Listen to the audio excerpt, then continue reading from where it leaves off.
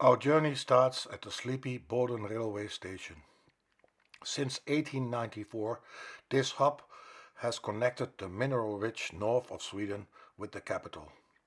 Designed by Volkert Zetterfall, its original building stands as a monument to Swedish Romantic architecture. With the arrival of the railway, Boden's strategic importance skyrocketed. In 1908, it became the home to a massive fortress, turning Boden into a major garrison town that housed up to 6,000 soldiers at its peak.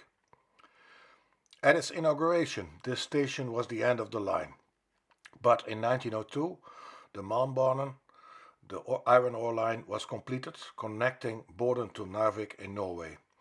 This allowed heavy iron ore trains to finally reach an ice-free Atlantic port. Just over a decade later, in 1913, an eastward line to the Finnish border was finished. Boden was now a crucial strategic junction. When World War I broke out, the connection to Finland, then part of the Russian Empire, suddenly became the only overland link between the warring global powers. Tens of thousands of people passed through here: diplomats, exiles, refugees, and spies. All used this corridor to find safety or return home. It was also a place of immense mercy. The International Red Cross negotiated the exchange of 75,000 prisoners of war through this very route.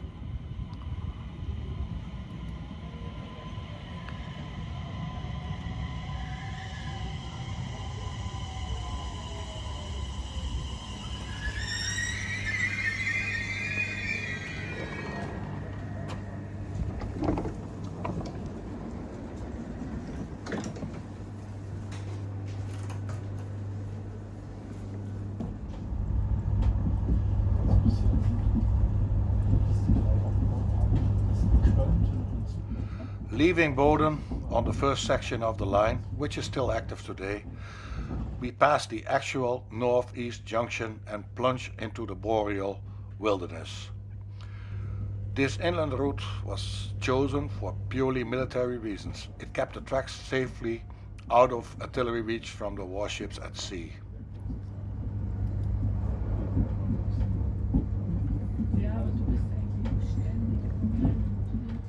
Traveling through this vast and unforgiving landscape, you can feel how the curvy track navigates around swamps and lakes, dodging massive rock formations and crossing many rivers.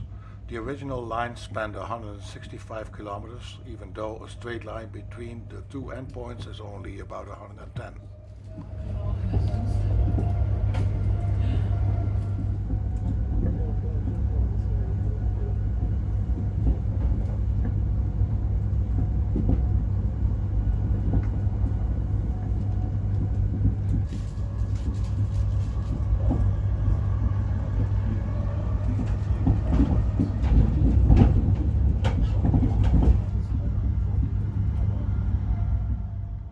The active track is now completely gated to prevent reindeer and moose coming on the track.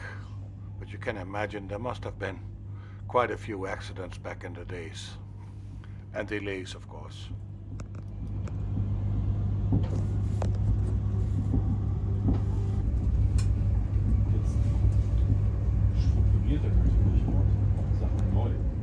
We reached Mojev Station, built in 1902. In 1961 it became a junction when a southbound line was extended to the town of Kalix. By 2012 the original northern section of the line was abandoned and disconnected. However, in 2021 passenger traffic finally returned to the region via Kalix over a newly built coastal track.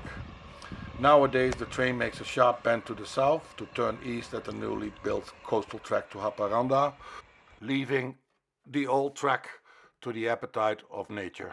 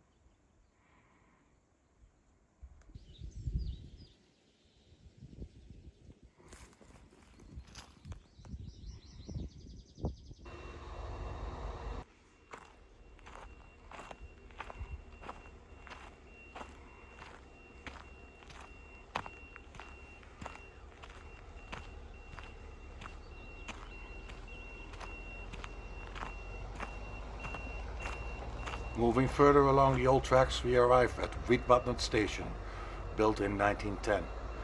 It was literally the middle of nowhere, but being the closest railway station to Kalix, about 25 kilometers to the south, a small village emerged. Although it desperately needs restoration, the original building is still intact, complete with its vintage signaling board. Building these northern railways was an engineering dream, but a living nightmare for the hundreds of Rallera, the migrant railway navvies, who built it. They endured brutal winters with temperatures plunging far below zero and summers where the sky was full of mosquitoes. Their tools were primitive compared to the modern machinery, just pickaxes, sledgehammers, wheelbarrows, horse sleds, and dynamite.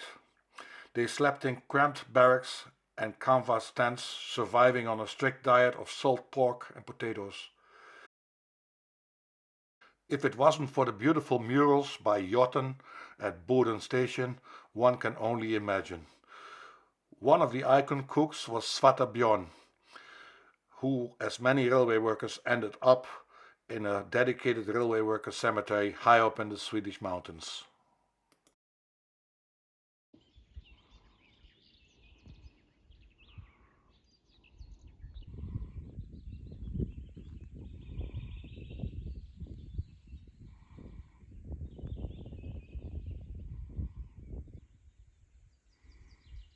Next, we reached Karungi Station, built in 1915.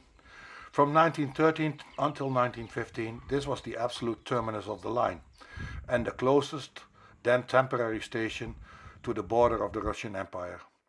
Because the tracks didn't reach the border yet, all passengers and mail arriving here had to be hauled 25 kilometers between here and Haparanda by horse carriages and winter sleds.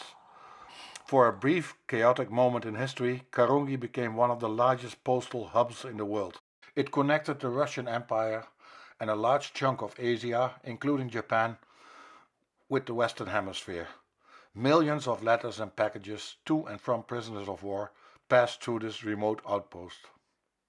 Tragically, the Swedish Railway Authority has left this historic building to the elements. Today, next to overgrown tracks, the old signaling table and its block key are left rusting away.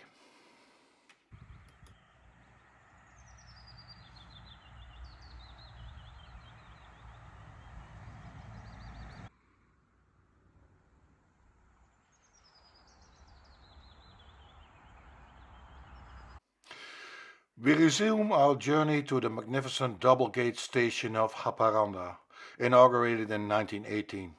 It eventually took over the massive postal duties from Karungi. Before a proper railway bridge was built across the river in 1919, an aerial cableway was used to sling mail and packages across the border.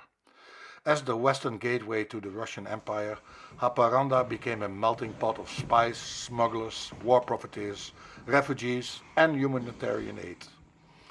On April 15, 1917, a prominent traveler and his 30-person entourage stepped off the night train from Boden onto a provisional platform.